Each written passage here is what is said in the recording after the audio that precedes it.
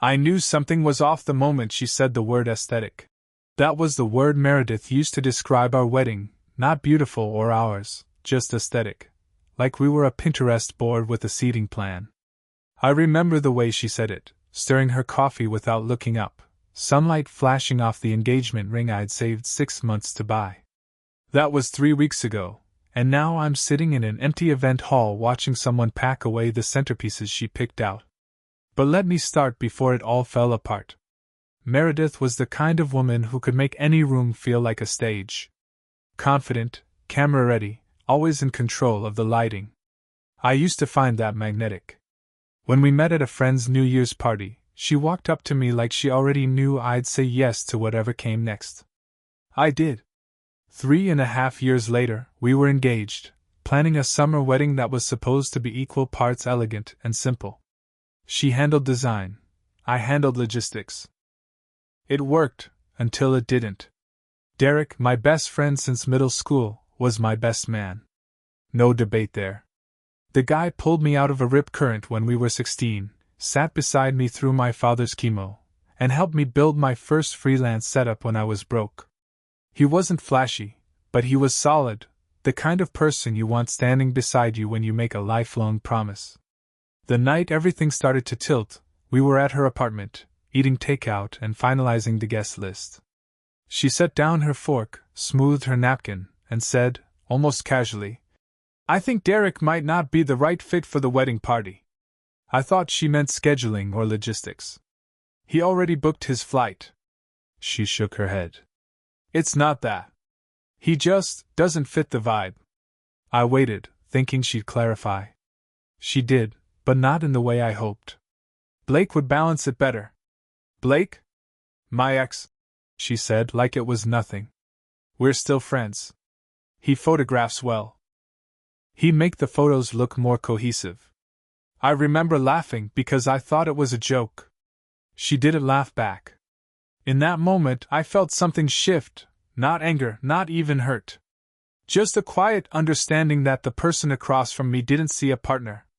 She saw a project. I didn't argue. I didn't raise my voice. I just said, "Interesting choice." She smiled, misreading the tone completely. "So you'll talk to Derek?" I nodded. But in my head, I was already making a different list, one that didn't include a wedding at all. That night, while she scrolled through color palettes on her phone, I stared at the engagement photos framed on her wall. We looked perfect. We weren't. And for the first time since saying yes, I wondered what it would feel like to say enough. The next morning, Meredith acted like nothing strange had been said. She texted me links to chair rentals and floral arches, little hearts at the end of each message, the digital equivalent of a pat on the head. I played along for a few hours, answering emails, pretending the conversation from last night hadn't sunk into my chest like a slow bruise. By noon, Derek called. He wanted to finalize the bachelor weekend plans. I almost told him everything, but the words caught in my throat. How do you tell someone that your fiancé doesn't think they're photogenic enough to stand beside you? Instead, I said, "Let's put a pause on it for a few days." He paused, heard something in my tone, but didn't press. "You good?" "Yeah," I lied. That night, Meredith came over with a folder of mood boards and a playlist labeled Ceremony Vibes. She was glowing, talking about candlelight and champagne ribbons like nothing in the world had shifted. I watched her talk, her voice full of certainty, her hands moving in graceful arcs. She could make disaster sound like design. At one point, she mentioned Blake again. "He texted me about the rehearsal dinner. Said he could help you plan the timing." "Blake?" I repeated. She looked up from her laptop. "Yeah. He said he wants to make sure everything feels balanced. You know, energy-wise." I set my glass down. "You already talked to him about the rehearsal dinner?" "Of course. I wanted to get his opinion before bringing it up to you. Before bringing it up to me." It hit me then, quietly but completely, she wasn't asking for my input anymore. She was staging a production, and I was just a cooperative actor. I went outside for air. The night was cool, the street lights yellow. Derek's number glowed on my phone. My thumb hovered over it, but I couldn't bring myself to hit call. I didn't want to hear him defend himself, or worse, defend her. When I came back inside, Meredith was humming to herself, arranging swatches on the coffee table. She looked up and smiled like nothing was wrong. You okay? Just tired. She nodded and went back to her laptop, the glow of the screen reflecting in her eyes. Later, as she slept beside me, I lay awake staring at the ceiling, thinking about the way she said aesthetic.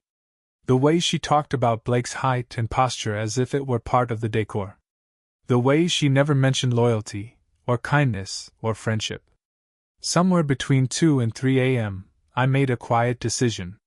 I wasn't going to argue with her or convince her of Derek's worth. I was just going to give her exactly what she wanted, a wedding that matched her vision. Only, she'd have to find a new groom to complete the picture. By Tuesday, the decision had settled in my gut like a quiet truth. I went to work, answered client calls, sent invoices. On the outside, everything was the same. Inside, I'd already walked away. That evening, Meredith suggested dinner at a new restaurant downtown. She was glowing again, like someone about to announce good news.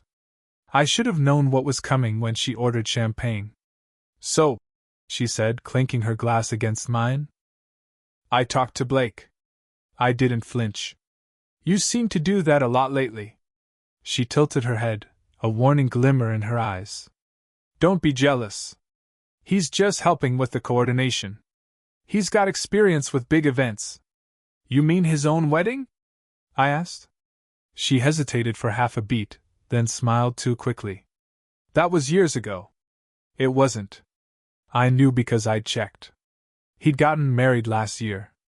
Small ceremony. There were still photos online, Blake in a tux, his new wife radiant beside him. Meredith either didn't know or didn't care. She went on about table arrangements and lighting, and I realized she wasn't hearing herself. Every word was a red flag wrapped in silk. When the check came, I left my card on the table and said, "You've already replaced Derek. Why stop there?" Her smile faltered. "What's that supposed to mean?"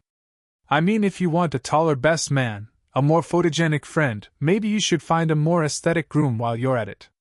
Her eyes went cold. "Don't be dramatic." I looked at her for a long time, memorizing that calm, perfect face. "You already made the trade, Meredith. You just didn't realize what you gave up." I stood, left cash for the tip, and walked out before she could say another word. By morning, I'd canceled the venue, the florist, the caterer. The phone calls were strangely easy. Every non-refundable felt like confirmation that I was doing the right thing. I lost $22,000 and gained peace. Then came the final act of closure. I opened my laptop and designed an invoice. Clean typography. My professional letterhead. Billed to Blake Harrison. Description: wedding deposits inspired by your enthusiasm. Total due: $22,000. At the bottom, I added a note: "Thank you for reminding me what partnership should never look like." I sent it to him with Meredith CC'd. Then I crafted one more message, to every guest on our list. The wedding between myself and Meredith Lane has been cancelled. No drama. Just a fundamental difference in values. Thank you for your understanding. By noon, my inbox was silent. By evening, my phone wouldn't stop buzzing. Meredith. Her mother. Unknown numbers. I turned it off and drove to Derek's place. When he opened the door, I just said, "It's over." He nodded, grabbed 2 beers from the fridge, and handed me one. "Good. You can finally stop saving people who don't deserve it." For the first time in months, I laughed. And this time, it sounded like freedom. The next morning, my phone was a war zone of missed calls, messages, and voicemails. Meredith's voice filled every one of them, each message a new version of her, furious, panicked, pleading. The first began with disbelief, the next with anger, and by the fourth, she was sobbing. "You can't just cancel our wedding without talking to me," she cried. "Blake showed me some invoice. What is this? Are you insane?" I listened to them in silence, sitting on Derek's worn-out couch with a beer in hand. He said nothing, just passed me another bottle and turned the volume up on the TV. The sound of gunfire from his video game filled the space between us, oddly comforting. By evening, Meredith showed up at Derek's door. I saw her through the peephole, red dress, perfect makeup, that familiar performance-ready calm she wore like armor. Derek opened the door halfway. "He doesn't want to see you," he said. "This is between me and my fiancée." "Ex-fiancée," Derek corrected.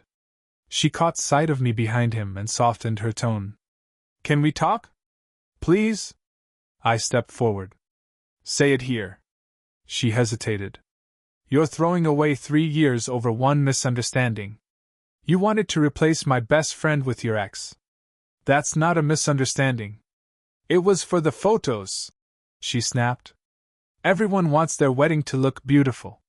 You're making it ugly now." Derek laughed quietly. "Guess I'm the ugly part." She turned on him. "You're enjoying this, aren't you?" "I'm enjoying watching him finally see you clearly," he said. For a moment, she looked small, angry, cornered, and desperate. "I just wanted everything to be perfect," she whispered. "It could have been," I said, "if you cared half as much about people as you do about appearances." Her eyes filled, but the tears felt rehearsed. "You'll regret this," she said. "I already regret not ending it sooner." She left then, slamming the door hard enough to rattle the frame. I stood there for a while, listening to her heels click down the hall until silence returned. Later that night, Derek handed me his spare blanket. "You know she's not done, right?" "I know." "Then brace yourself." He was right. The next few days turned into a circus. Meredith's mother called, demanding I reimburse her for the dress. Blake texted, calling the invoice childish. Then the post started, Meredith on social media, writing about controlling men who can't handle confident women. Comments rolled in, friends of hers calling me insecure, petty, jealous. It stung, but only for a moment. Then I posted the invoice. No caption, no context. Within hours, the narrative flipped. People started asking why her ex's name was on a wedding invoice, why she was planning details with him. Her story fell apart in real time, and for the first time since it all began, I didn't feel small or foolish. I felt steady. Derek looked over from the couch and said, "You just went viral for having boundaries." "About time," I said, and turned off my phone. 2 nights later, Meredith showed up at my apartment. No warning this time. I heard the knock just after midnight, soft but urgent. Through the peephole, she looked different, no makeup, eyes swollen, hair undone. For the first time, she didn't look composed. She looked real. I opened the door but didn't step aside. "You shouldn't be here." "I know," she said quietly. "But you won't answer me, and everyone online thinks I'm a monster." I folded my arms. "You made your choices." Her voice cracked. "You humiliated me." "I told the truth," I said. "That invoice was the cleanest thing I could do." She stepped closer.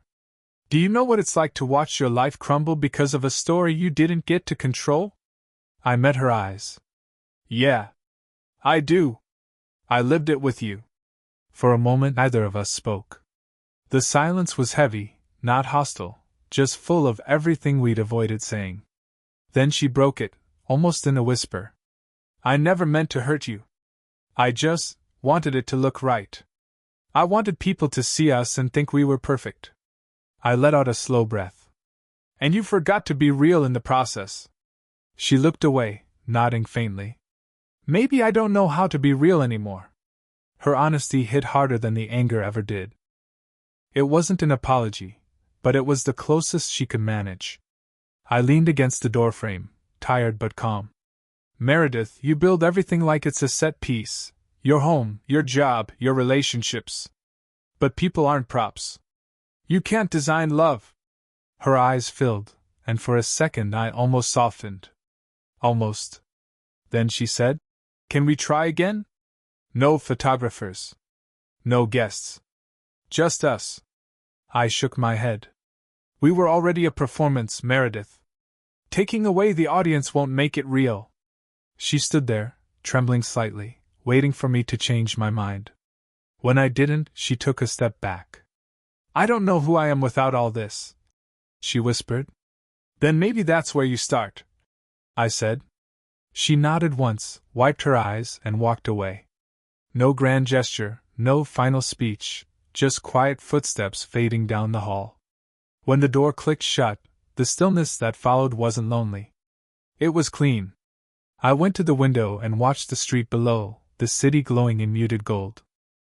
Somewhere out there, people were still scrolling through the fallout of our story. Some were laughing, some judging, some relating. None of it mattered anymore. For the first time in years, I didn't feel the need to edit anything about my life, to crop it, caption it, or make it prettier than it was. The camera was finally off. And what was left, flawed, quiet, unfinished, felt honest. Weeks passed quietly, the kind of quiet that feels earned. I moved out of the apartment we were supposed to share, boxed up what was left of our life together. Candles she'd never lit, a set of matching mugs, the invitation samples she was obsessed with. I didn't throw them away. I left the box by the curb and kept walking. The first few days felt like withdrawal.